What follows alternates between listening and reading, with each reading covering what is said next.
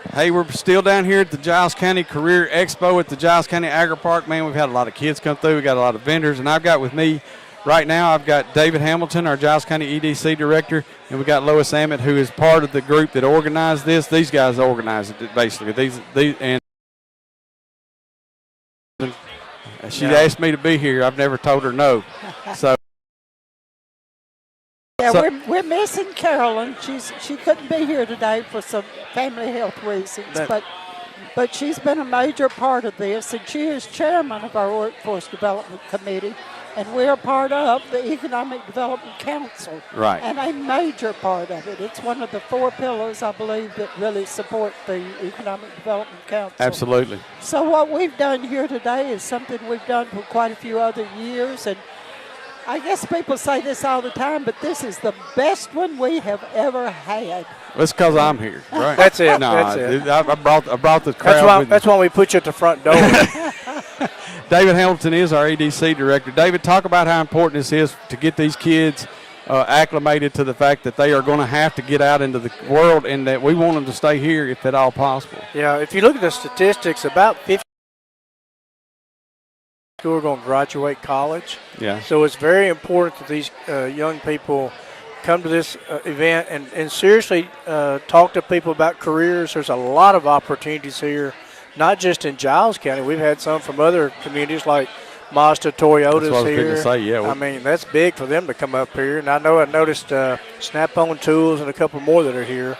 Right. But, yeah, it's a great opportunity for these kids to walk around, meet the people, understand kind of what's going to be required of them when they get out of school, what skills they really need to do. Yeah. But it's a great event. Well, I haven't been here for 3 years, but it's the best one I've seen. I'm just amazed at the number of exhibitors. Right. And Lois. These 3 kids are, these 3 8th grade, 11th grade, and 12th kids, they're in different stages of their life. The 8th grade kids, they're trying to determine what kind of courses should they take in high school, and a lot of what we tell them here are personal stories of the people that are staffing these different booths that we have. I've had several teachers come out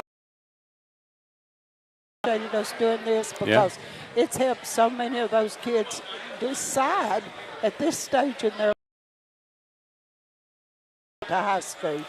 But the other side of the coin is the 11th and 12th graders, who many of them, as David has said, a lot of them will come straight out of high school looking for jobs. And there's so many different jobs represented here today. Yeah.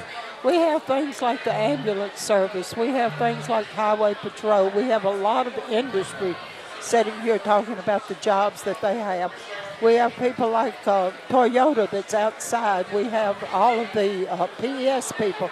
There's just such a wide group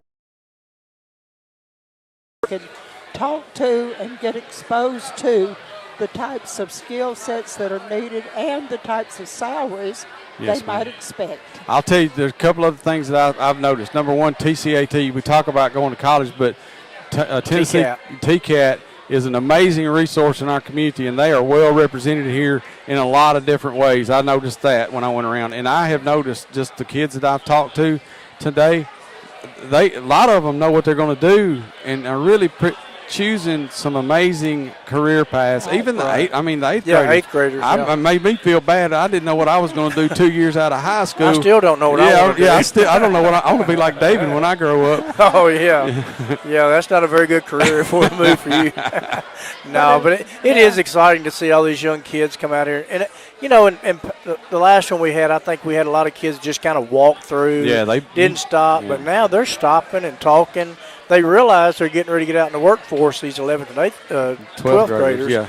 And this is a good opportunity just to talk to them and understand what education would be required, what training to come to work. And again, I'm just really overwhelmed by the number of manufacturers we have here. And like Lois said, it goes from working at PES to the Highway Patrol to manufacturing to technology. I mean, we've got all the different classifications covered here. That's right.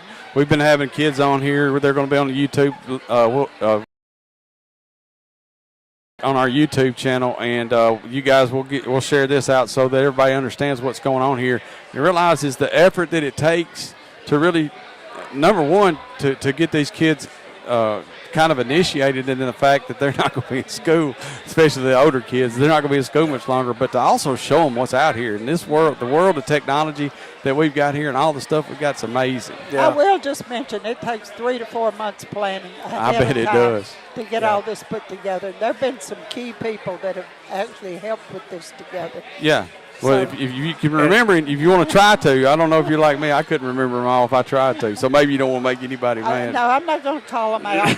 But every member of that workforce development committee has been very active in putting this together. Thank you guys for y'all's hard work on this. And go ahead. I'm sorry. You got something? I just want to say thank you for being a part of it and also doing this for us to let us get the word out to the whole community. Right. So we really appreciate that. Yeah, and I'd like to just recognize and thank the committee that's put this together. They work under the EDC, but they're fairly autonomous. They kind of do their own programs, and we support them. And they really do put a lot of volunteer hours into this. Right. People don't understand it, don't know it, but I really do appreciate all the work they do. Yeah, it takes a village to do this, doesn't it? I will say this. I went ahead early on when we started this and did a Facebook Live on the Pulaski Citizen Live page of the guys that were set up at that time inside. I didn't get outside. So if anybody that's listening to this wants to go over to the Pulaski Citizen Live page, and you can see what's here. Thank you, guys. I appreciate it. Thank you, Scott.